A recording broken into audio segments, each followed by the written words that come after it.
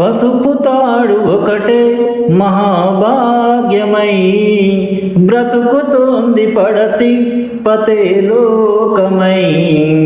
మగని మంచి కోసం పడే ఆర్తిలో సతిని మించగలరా మరే ఆప్తులు.